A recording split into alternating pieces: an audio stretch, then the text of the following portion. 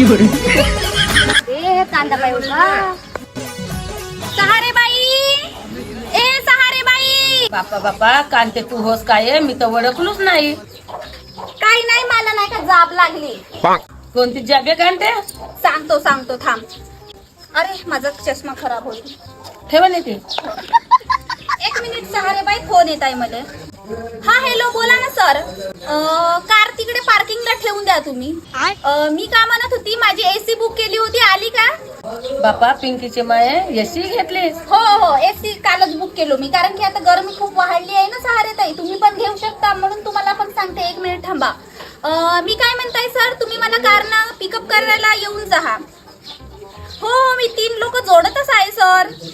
माझ्या पण मागे खूप टेन्शन आहे. ठीक आहे सर, ठीक आहे. हो तर पहा सहारे बाई, असं आहे का आपल्याला फक्त 3 लोक जोडणी आहे.